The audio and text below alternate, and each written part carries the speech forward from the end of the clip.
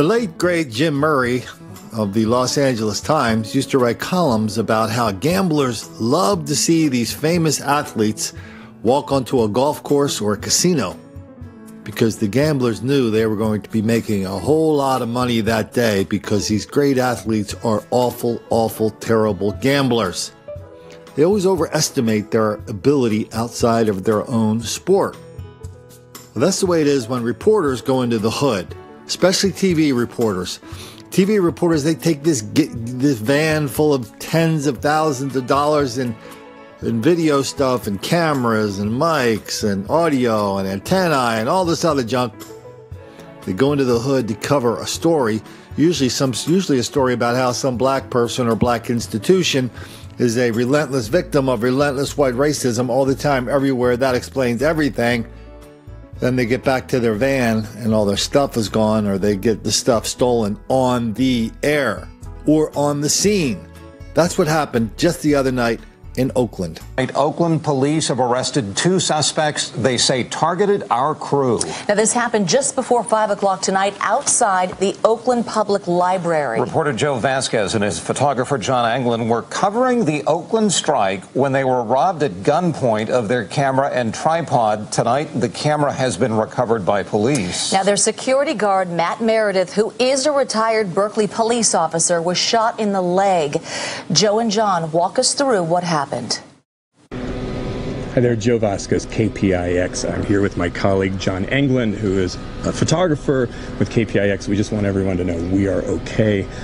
We did have a security guard who was watching us today as we are here on a shoot in East Oakland, and he was shot. It looks like he is going to recover.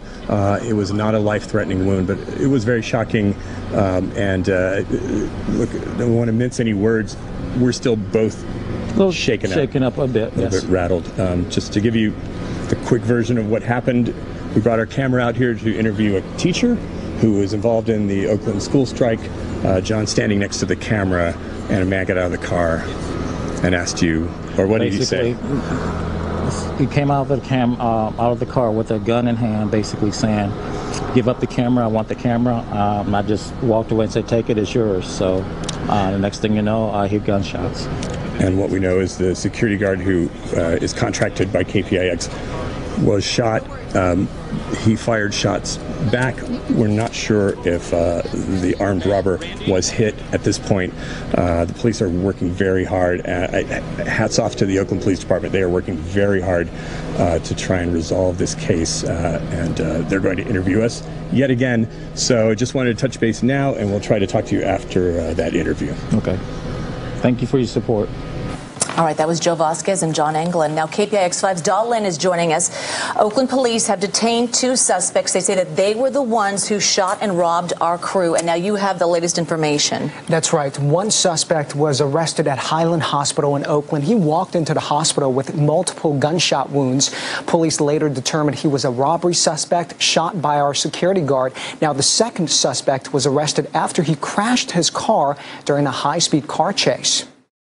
The surveillance video gives you a sense of how fast the suspect was driving.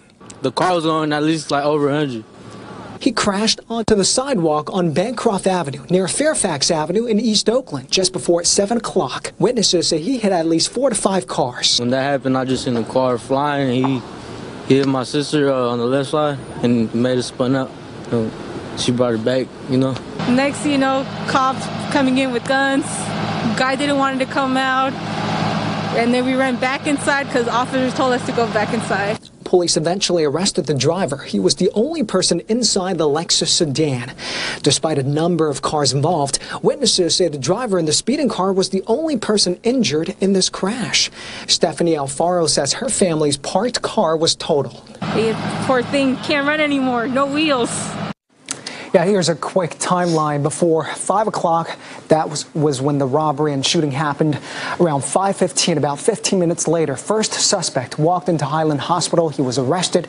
And just before 7 o'clock, the car chased and the arrest of the 2nd suspect. Oakland police say aside from those 2 two suspects. They have also detained several other people connected with this robbery and shooting, and they have also recovered some of the stolen equipment. Guys, I want to reiterate, John and Joe are okay, shaken, and they'll be obviously helping out in the investigation. And our hearts go out to that guard who watched us diligently. They watch our backs. They are armed, and he turned around and obviously fired shots at that suspect, who then had to go turn himself into the hospital for help. And right? the guard is expected to recover? Right. He is in stable condition, and we want to reiterate this, that these guards are trained professionals. A lot of these, actually all of them, we understand, are retired police officers here in the Bay Area, and so they're highly trained professionals. But yes, he is in stable condition. That's the good news. Yeah, I think viewers should know, too, that this is something that we do not infrequently when we're fearful for the security of our crews, to send a security guard along with them. And this is not the first shooting that has happened, right? Right. This is the second shooting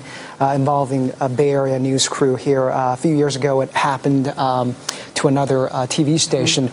But, you know, covering the news here in the Bay Area has gotten quite dangerous. Boy, we haven't seen that guy Da Lin for a while. The last time we saw him, it was in Oakland. It was at a Trader Joe's. No, sorry, Whole Foods. So a guy walks into Whole Foods and he tries to buy he tries to buy dog food with his with food stamps, an EBT card. And he had all his junk up there and had a whole ton of stuff, and most of the stuff he wanted to buy, you weren't eligible to use your food stamps for it. So they said, "Hey, sorry, can't do, my man." He got all pissed off, started threatening, swearing at the cashiers, spitting at the cashiers, threatening the customers. Security guard comes up to him and says, "Hey, you got to go, man." Next thing you know, they're having a really nasty fight. And this guy, the customer, I shouldn't say customer, the guy who was causing all the trouble in Whole Foods was getting the crap beat out of him, and he got hurt pretty badly. Anyway, Da Lin shows up. So Da Lin spent the next couple of days reminding people what a terrible thing happened at Whole Foods and how black people can't go in there without getting hassled and without getting the crap beat out of them for no reason whatsoever. I mean, Da Lin was basically calling for the district attorney to put that guy away for a long time. It never happened. So Da Lin is down with the cause. Sorry, the cause wasn't more down with you, Da Lin. I mean, here's a little clip from a while ago, not that long ago, where a chick's on the air talking about some kind of ballot measure. She's all happy passed. And at the end of the segment, you see the camera go down. They stole the stuff from her while she was on the air. And they made a getaway and like a really expensive, like the guys then hopped into a Mercedes and drove away. They caught him by a margin of 3-1, and it did not do so well in more conservative areas like the Central Valley. But you can believe that schools up and down the state are breathing a sigh of relief. Live in Oakland, Dan Makovic, CBS 5. Thanks. I mean, this has been happening frequently for the last several years. The fellas have been targeting TV people in the hood, whether it's Oakland, whether it's San Francisco, whether it's Washington, D.C., lots and lots of places. I actually did a little takeout on it in one of my books. Here, and I read something like this. How's that for ingratitude? Members of the media spend a lot of effort pretending that crime in their area has no racial component. So you might think the criminals would show a bit of gratitude and get better care of the people who take such good care of them. No. Just in the last summer, members of the Oakland media have been robbed on several occasions. And we kind of go through some of the headlines. Veteran Oakland Tribune photographer Laura Oden has been robbed twice since July. Late one night in June, a KTVU news crew was robbed of a computer, camera, and tripod by several men who pushed their way into their van parked on Redwood Road in Oakland Hills. And it just goes on and on and on. More stories about TV news crews getting pistol whipped in San Francisco. More stories about in Cleveland. And these there are dozens and dozens of these stories just like this. My favorite one came out of Washington, D.C. No, not this one where the guys go to cover an anti-crime press conference and their van gets robbed while they're covering the anti-crime press conference. No, this one, where the reporters, somebody puts out an app saying, okay, this app is going to help you identify sketchy neighborhoods in your city. So the reporters looked at the app and they said, oh man, what's this guy talking about? These are fine. There's nothing wrong with these neighborhoods in Washington, D.C. So they took their neighborhood to took their van to one of the neighborhoods was identified as sketchy, a neighborhood with a high population of fellas and lovely ladies, and let's see what happens next. Our WUSA 9 crew was robbed in Northwest D.C. Ironically, they were working on a story about an app that warns you about sketchy neighborhoods. Mola Lange and his photographer James Hash, as well as intern Taylor Bishotti, just got back to the station. So tell us what happened, Mola. Well, Jen, you know, typically we're reporting on these sort of incidents. Tonight, we were the victims of one of these incidents. I'm not going to speak for these guys, but I think I can for just a moment when I say tonight was a heck of a night. I mean, we went through quite a bit. So as you mentioned, we're doing a story on an app that describes sketchy neighborhoods. It led us to the Petworth neighborhood of Northwest. Not going to call it a sketchy neighborhood, but as folks were telling us that, you know, it was a good neighborhood and not much activity happens around there, as that was being told to us, our van was being robbed. So this is what happened. We got back to the news van, noticed that our lock was popped out, got in there, and noticed that all of our stuff was gone. I had a backpack full of electronics, work-related electronics, a laptop.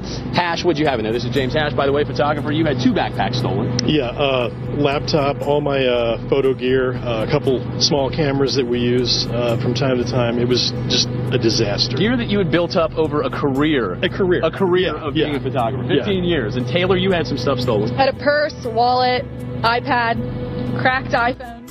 You know, for all the time they spend in denial, deceit, and delusion about the level of black crime and violence, there have been tons of reporters who have been a victim of it on and off the job. Thinking of a guy in D.C., he worked for CNN. He was a producer.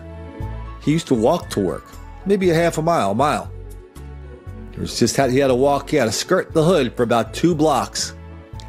Well, that didn't last long. The fellas caught up with him at like 4:30 a.m., beat the hell out of him. You know, it was one of these deals where there's lots of plates and lots of broken bones and the whole thing.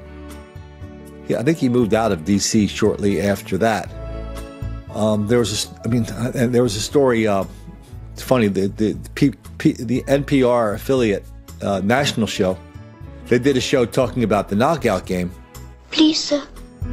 I want some more. And they said, no, knockout game doesn't exist. Just Colin Flaherty made that all up. And so they put it on their website. I wrote about this and Don't Make the Black Kids Angry. They put it on their website, and so this program director from Kentucky writes in. He goes, hey man, I'm sorry to disagree with you, but I was in Washington D.C. last year for the National Public Radio, convention of program directors, and yeah, when I left my hotel room, a bunch of black people came up, punched me in the face, started laughing, and ran away. So that game exists. So it makes it even stranger that reporters are victims of all this black violence, and they're in such denial. I mean, you would think getting your ass kicked would kind of like kick you out of denial. No, but that's how strong the denial, deceit, and delusion is, even when your camera is stolen. Even when somebody robs you at gunpoint, even when somebody beats the piss out of you, almost kills you, even when you become the victim of a knockout game, you still just go back to your newsroom and say, well, fellas, what's on the agenda today? How much can we remind people about white racism and how black people are relentless victims of it? So let's get to it, fellas. We got lots of awards to win, as long as we don't make any black kids angry.